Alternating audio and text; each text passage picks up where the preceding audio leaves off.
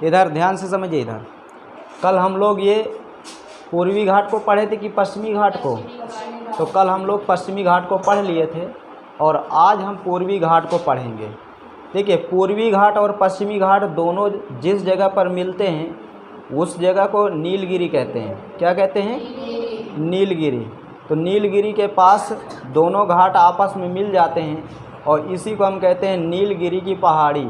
नीलगिरी की पहाड़ी में दक्षिण भारत का एक बहुत बड़ा पर्यटन स्थल है जिसे हम कहते हैं ऊटी। ठीक है, अनेक प्रकार की फिल्मों की, बॉलीवुड की हो, हॉलीवुड की हो या टॉलीवुड, कॉलीवुड, जो भी वुड हो, सबकी शूटिंग वूटिंग यहाँ पर होती रहती है। ठीक है, इतनी बात आपको बता दी गई थी। इसकी सबसे ऊंची चोटी आपको बताई गई थी अनाईमुड़ी। ठीक है, और ये भी बताया गया था ये जो हमारा पश्चिमी घाट है ना, ये कटा फटा नहीं है पूर्वी घाट की तरह। ठीक है, देखिए हमारा जो पूर्वी घाट है ये तुम्हारा कटा फटा है बीच से। ठीक है, लेकिन हमारा जो पश्चिमी घाट है ये कटा फटा नहीं है, क्योंकि उसका मेन रीज़न ये है, ये जो आप देख रहे हैं पश्चिमी घाट, ये पश्चिमी घाट ऊपर को उठा हुआ है और ये नीचे का धंसा हुआ है, बस में। और यही कारण है कि अधिकांश नदियाँ इस साइड से इस साइड आ रही हैं, लेकिन बहुत कम नदियाँ इस साइड से इस साइड जा रही हैं। छोटी छोटी जो नदियाँ हैं वही इस साइड से इस साइड जा रही हैं, बाकी जितनी भी बड़ी नदियाँ हैं वो पश्चिम से पूर्व की ओर आ रही हैं, परंतु पूर्व से पश्चिम की ओर नहीं जा रही। केवल दो ही नदी जा रही, तुम्हारी नर्मदा और ताप्ती। आप देखिए, आप पहले देख लेते हैं ये ऊपर क्यों उठ गया और ये नीचे क्यों खाली है। ठीक है, तो आपको मैं बता दूं कि जब हमारी गोंडवाना की जो हमारा गोंडवाना लैंड का, भारत हमारा गोंडवाना लैंड का हिस्सा था, आज भी है। तो गोंडवाना जब चट्टान अफ्रीका से टूटी तो वो जाके यूरेशियन प्लेट से टकराई थी। किससे टकराई थी? यूरेशियन प्लेट से, जिसे हम अंगारा लैंड कहते हैं। ठीक है, तो जब वो यूरेशियन प्लेट से टकराई वो चट्टान, तो अब क्या होगा, जैसे आप देखे होंगे कि अगर कोई ट्रक और टेम्पो का एक्सीडेंट हो तो अब बताओ ट्रक का पीछे वाला हिस्सा ऊपर उठेगा कि टेम्पो का ऊपर उठेगा? टेम्पो का उठेगा। टेम्पो नीचे का क्या हो जाएगा, जो उसका आगे का हिस्सा होगा वो क्या हो जाएगा? धंस जाएगा, और ऊपर का हिस्सा उसका क्या हो जाएगा? उठ जाएगा। तो सेम वही चीज़ है। तो उस समय ये जो हमारा भारत था ना, ये जो गोंडवाना की चट्टान थी ये एक टेम्पो था। बात समझ में आ रही? और जो ऊपर यूरेशियन चट्टान थी जिसे हम कहते हैं अंगारा लैंड की जो चट्टान थी, जिससे गोंडवाना की चट्टान टकराई थी जाकर, वो इससे बहुत बड़ी चट्टान थी। अब ये जाके गुस्से में जाके उससे टकरा गया। तो जब टकरा गया तो अब इसका पीछे वाला हिस्सा ऊपर उठेगा कि उसका उठेगा? इसका उठेगा। इसका ये हिस्सा उठा और आगे वाला हिस्सा धंस गया। तो आपको मैं बता दूं, ये वाला हिस्सा ज़्यादा ऊंचा है इस वाले हिस्से से। बात समझ में आ रही है? ये हिस्सा इसका क्या है? ऊंचा है, और ये हिस्सा इसका क्या है? खाली में है। ठीक है, और तभी आप देख रहे हैं यहाँ अनेक प्रकार की पर्वत पहाड़ी का जन्म हुआ। ठीक, कोई दिक्कत? तो यही कारण है कि ये तुम्हारा इधर का भाग जो है वो खाली है और इधर का भाग जो है वो ऊंचा है। ठीक, अब आगे चलते हैं, क्योंकि आज हमारा मेन टॉपिक क्या है? पूर्वी घाट है। ठीक है, अब मन से पढ़ना इसे, देखिए ध्यान से। ठीक, क्योंकि थोड़ा पश्चिम घाट के अपेक्षा पूर्वी घाट ज़्यादा कठिन माना जाता है।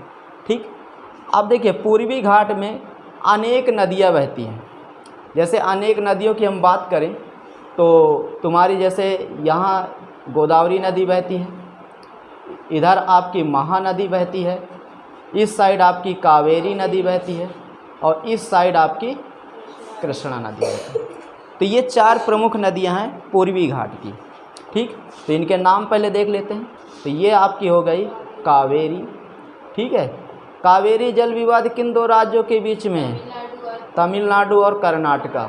और ये हमारी नदी हो गई कृष्णा, और ये नदी हमारी हो गई गोदावरी, और ये महानदी। अब सुनिए, एक समय ऐसा था कि जिस तरह तुम्हारा पश्चिमी घाट कटा फटा नहीं था, सीधा था एक समान, ठीक है, ऐसे वैसे ही एक समय ऐसा था कि तुम्हारा पूर्वी घाट भी कटा फटा नहीं था, वो भी बिल्कुल एक समान था। लेकिन क्या हुआ महानदी ने उड़ीसा वाले क्षेत्र में इसे काट दिया, आंध्र प्रदेश के बीच में भी ये कट गया, महानदी और गोदावरी के बीच में। उसके बाद ये कटता फटता ही चला गया, क्योंकि देखिए नदी जब बहती है ना तो बताया जाता है पानी अपना रास्ता खुद खोज लेता है, पानी अपना रास्ता खुद खोज लेता है कि मुझे कहाँ से बहना है।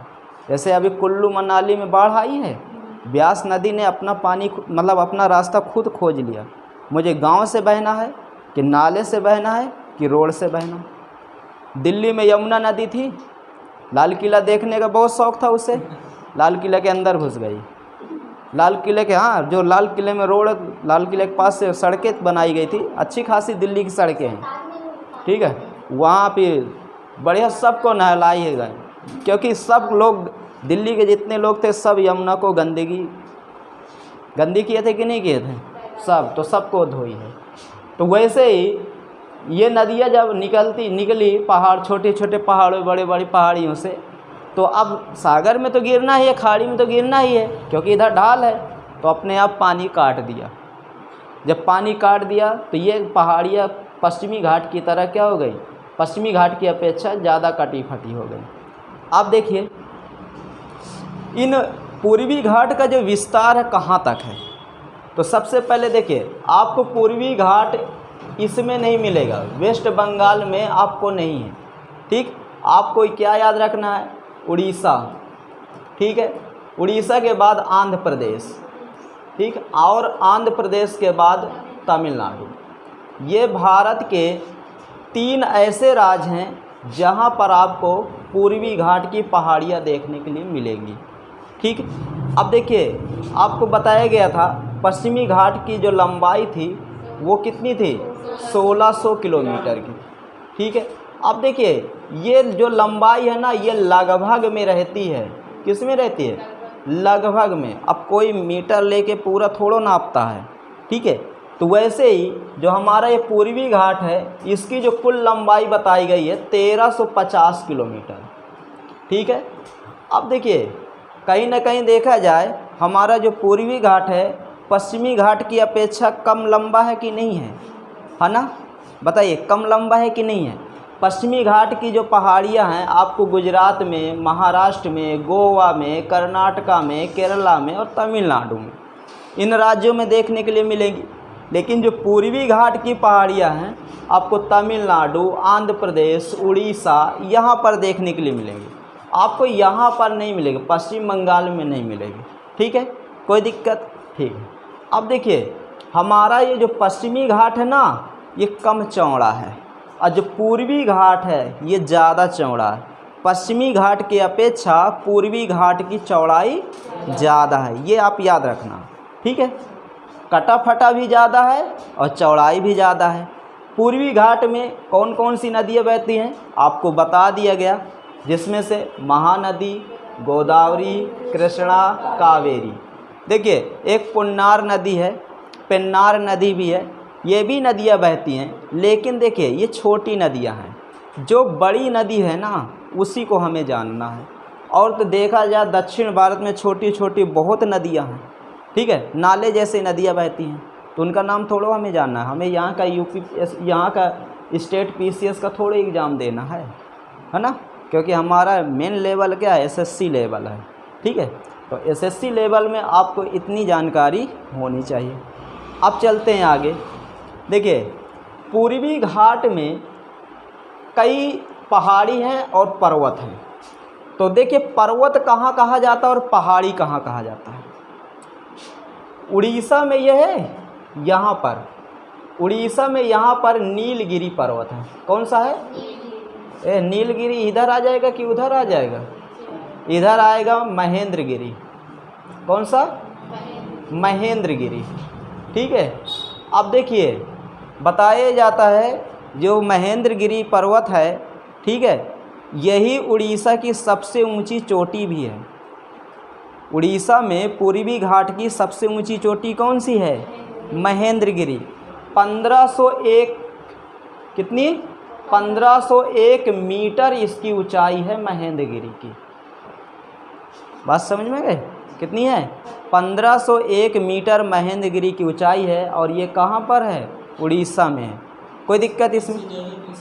ठीक है, हाँ उसे भी बता रहे हैं। अभी हम उड़ीसा की बता रहे हैं कि उड़ीसा की सबसे ऊंची चोटी कौन सी है? महेंद्रगिरी है। ठीक है, लेकिन पूरे पूर्वी घाट की अगर हम बात करें, पूरे पूर्वी घाट की, तो विशाखापट्टनम में है, जिसे हम कहते हैं जिंदगढ़ा। क्या कहते हैं? जिंदगढ़ा।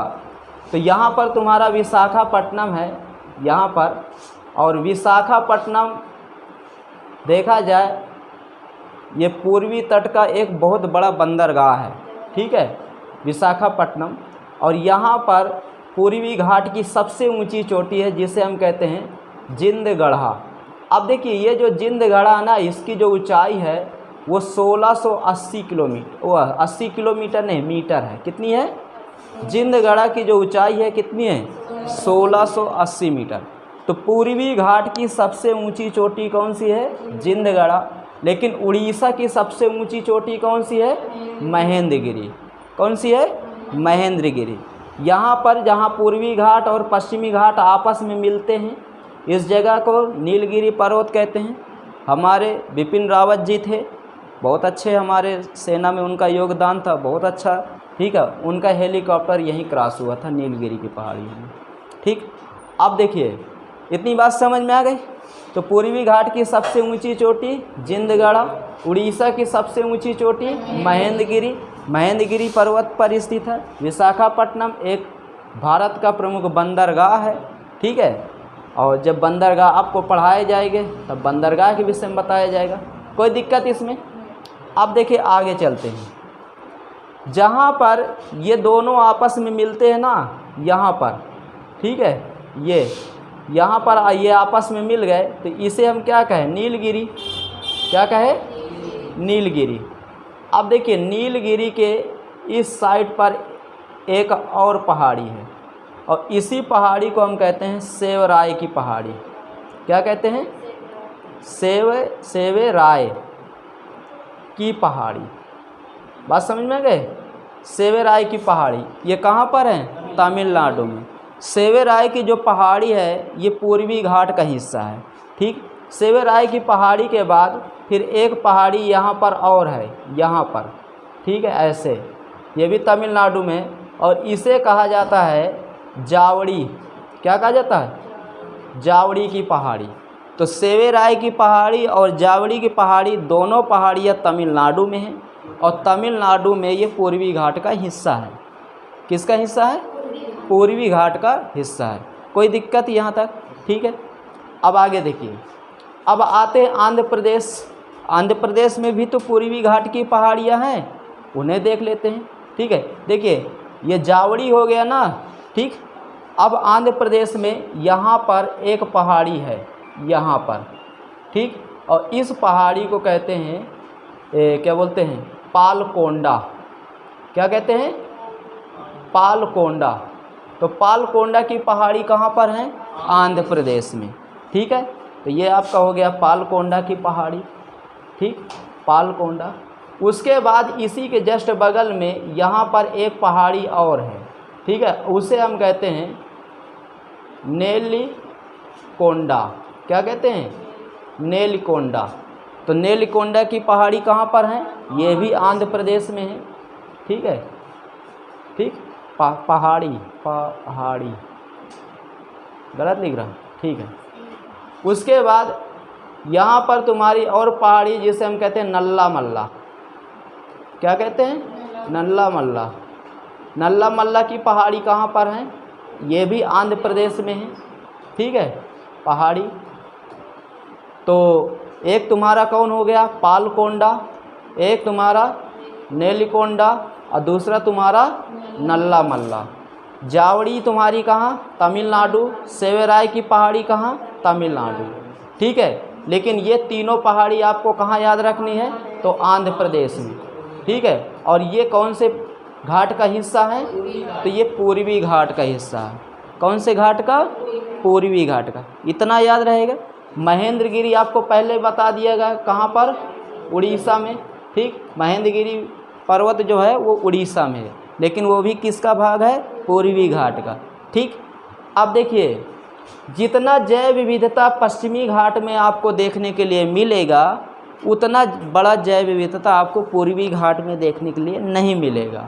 ठीक है, अच्छा बताइए, पश्चिमी घाट में ज़्यादा जनसंख्या निवास करती है कि पूर्वी घाट में? पश्चिमी घाट में ज़्यादा जनसंख्या निवास करती है कि पूर्वी घाट में? बताइए। देखिए, पश्चिमी घाट की अपेक्षा पूर्वी घाट में जनसंख्या ज़्यादा है। ठीक है, पश्चिमी घाट की अपेक्षा पूर्वी घाट में जनसंख्या ज़्यादा है, लेकिन पश्चिमी घाट में महानगर ज़्यादा हैं पूर्वी घाट की अपेक्षा। देखिए तुम्हें बताते हैं, ये भी देख लो। तो ये पहाड़ी समझ में आ गई। अब देखिए पश्चिमी घाट में महानगर जाता है। देखिए पश्चिमी घाट में क्या है कि एक तुम्हारा महानगर मुंबई हो गया कि नहीं हुआ? मुंबई आपका हो गया, ये महानगर है। ये कौन से उसमें? महाराष्ट्र का। ठीक, उसके बाद तुम्हारा यहीं पर तुम्हारा ये क्या बोलते हैं, पुणे पड़ता है कि नहीं पड़ता? ये भी तो महानगर है महाराष्ट्र का। गोवा तुम्हारा हो गया, पणजी, ये भी तो ये भी महानगर है। यहाँ न्यू मंगलौर है, वो भी है, कोची है, एर्नाकुलम, कहीं ना कहीं देखा जाए कई महानगर है। इधर देख लेते हैं, इसमें अगर पूर्वी घाट की हम बात करें तो तुम्हारा क्या पड़ता है? चेन्नई पड़ता है, यहाँ पर चेन्नई पड़ता है, विशाखापट्टनम पड़ जाता है, इधर कटक भुवनेश्वर पड़ जाता है। ठीक है, तो कहीं ना कहीं देखा जाए इधर कम बड़े शहर हैं और इधर इस साइड पर ज़्यादा बड़े शहर हैं। हाँ, यहाँ कोलकाता पड़ जाता है, लेकिन कोलकाता किसी घाट में नहीं स्थित है। कोलकाता तुम्हारा एक नदी है हुगली, उसी के तट पर स्थित है, और बंगाल की खाड़ी कोलकाता से 100 किलोमीटर दूर है। बात समझे? कोलकाता से बंगाल की खाड़ी कितने किलोमीटर दूर है? 100 किलोमीटर दूर है। तो कोलकाता तुम्हारा कोई घाट वाट में नहीं स्थित, वो एक नदी के तट पर स्थित है, और वो हुगली नदी है। ठीक है, हाँ इतना याद रखना। चलें आगे, एक बार फिर दोहरा लेते हैं। तो बताइए, तुम्हारी पूर्वी घाट और पश्चिमी घाट दोनों आपस में कहाँ मिलते हैं? नीलगिरी। नीलगिरी कौन से घाट का हिस्सा है? पश्चिमी घाट। गुड। अच्छा बताइए, सेवराई की पहाड़ी किस राज्य में है? और जावड़ी की? तमिलनाडु में।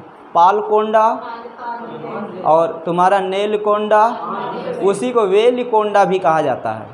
नेलिकोंडा को वेलिकोंडा भी कहा जाता है। ठीक है, उसके बाद तुम्हारा नल्ला मल्ला आंध्र प्रदेश। ये तीनों कहाँ हैं? आंध्र प्रदेश। कोई दिक्कत? ठीक, अब इतनी बात समझ में आई। और तुम्हारा महेंद्रगिरी उड़ीसा। पूर्वी घाट की सबसे ऊंची चोटी कौन सी है? जिंदगढ़ा। कि उसकी ऊंचाई कितनी है? 1680 मीटर। और उड़ीसा की सबसे ऊंची चोटी कौन सी है? महेंद्रगिरी। कितनी ऊंचाई है? 1501 मीटर। कोई दिक्कत इसमें? ठीक है। अब देखिए, पूर्वी घाट से तो नदियाँ नहीं निकलती, पूर्वी घाट को नदियों ने काटा है। पश्चिमी घाट से नदियाँ निकल कर आती हैं और पूर्वी घाट को काट कर वो कहाँ पर मिल जाती हैं? ये जो आप नीला कलर देख रहे हैं ना, ये पूरा तुम्हारा बंगाल की खाड़ी है। क्या है ये बंगाल की खाड़ी है। इसी को हम कहते हैं बे ऑफ बंगाल। क्या कहा जाता है? बे ऑफ बंगाल। देखिए खाड़ी, इसको भी हम खाड़ी ही कहते हैं। ठीक है, और जो यहाँ पर खंभात की खाड़ी है ना, इसे भी हम खाड़ी कहते हैं। ठीक है, ये खंभात की खाड़ी है। तो आप ये बताइए कि इसे भी हम खाड़ी कहते हैं, लेकिन इसे इंग्लिश में हम क्या कहते हैं? गल्फ कहते हैं। कहते हैं कि नहीं कहते? इसे हम इंग्लिश में गल्फ कहते हैं और इसे हम क्या कहते हैं? बे।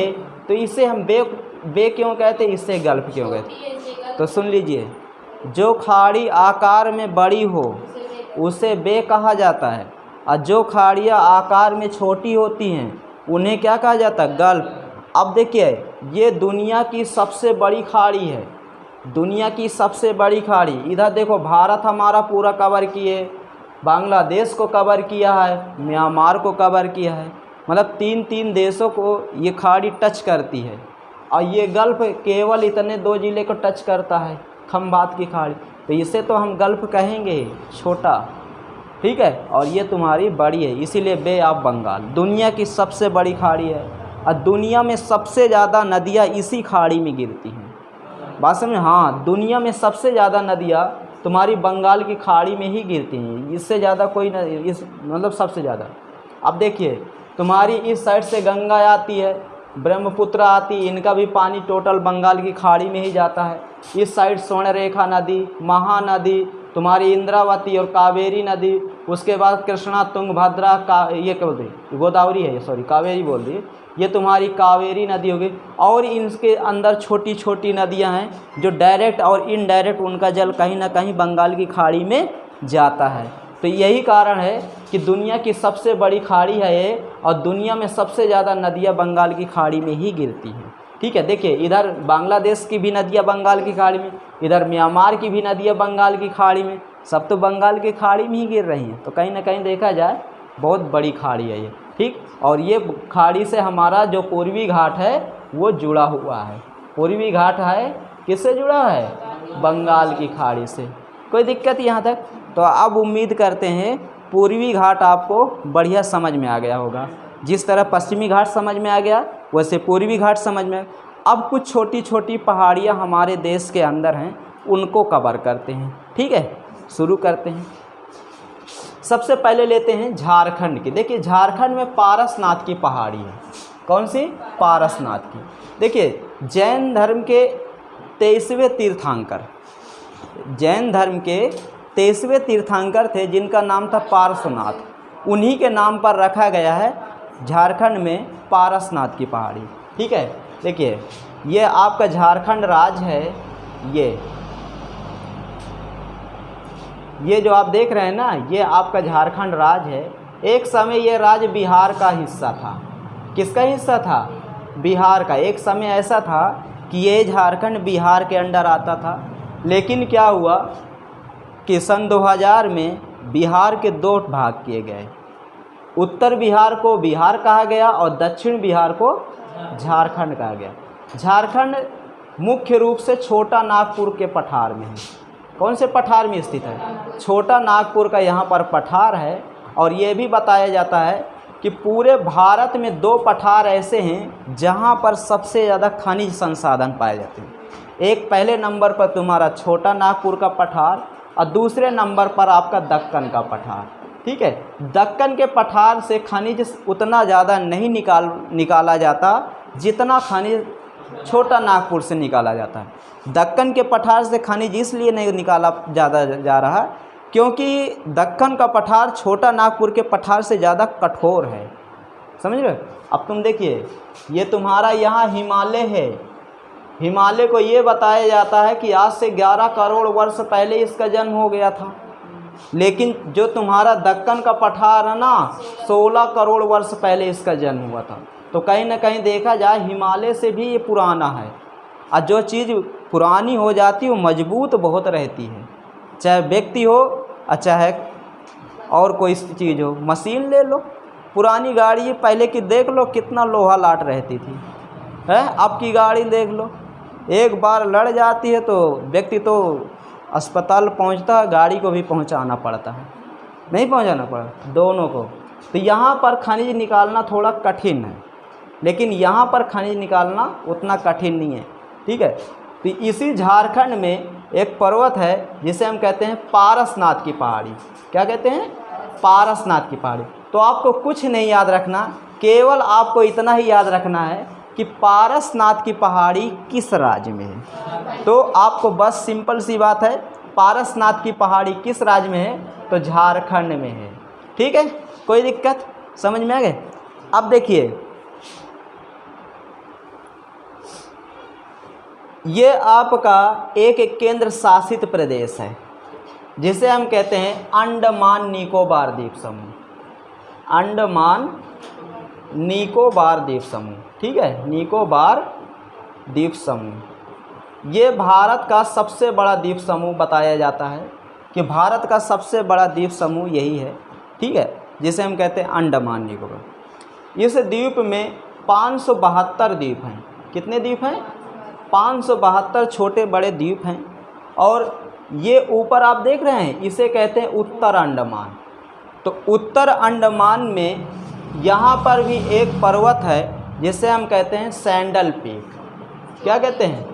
Sandal peak. ये चोटी भी है और ये पर्वत भी इसे कहा जाता है। और ये हमेशा याद रखना, सैंडल पीक कहाँ पर है? अंडमान में। सैंडल पीक कहाँ पर है? अंडमान में। कोई दिक्कत इसमें समझ में आ रही है? ठीक है। तो अब देखिए, कहीं ना कहीं देखा जाए, भारत की जितनी भी पहाड़ी पर्वत थे छोटे बड़े, उन सभी को हमने क्या किया? कवर कर लिए। ठीक है, सभी जितने थे हम कवर कर लिए। और तुम लोगों को हिमालय अभी नहीं पढ़ाया गया है, इन लोगों का हिमालय पढ़ा दिया गया है। तुम लोगों के हिमालय किसी दिन मैं अलग क्लास दूंगा तो उसमें पढ़ा दूंगा। ठीक है, हाँ। नहीं तो अगर हिमालय पढ़ाएंगे तो फिर इन लोगों को सबका छूट, फिर दोबारा तिबारा मज़ा नहीं आती। ठीक, कोई दिक्कत इसमें? ये हो गया तुम्हारे। ठीक, आज अब लिख लेते हैं इनका। कुछ लिखोगे? लिखने की ज़रूरत है? हैं? अच्छा बताओ, 100% गया है कि नहीं गया? गया। 1% डाउट नहीं रहना चाहिए हमारी क्लास में, 1% नहीं। जहाँ डाउट हो तुरंत पूछो। ज्योग्राफी अच्छी लगनी चाहिए। 1% नहीं कि हाँ नहीं ये क्वेश्चन नहीं समझ में आ रहा, टोटल समझ में आना चाहिए। ठीक है, 1% डाउट तुरंत डाउट पूछा करो। ठीक, हाँ, कोई वो नहीं, हम आपसे पैसा लेते हैं, आपको 100% देंगे। ठीक, हाँ, चलिए ठीक है, और बाकी नोट्स में मिल जाएगा। ठीक है, तो अब अगली क्लास शुरू करते हैं।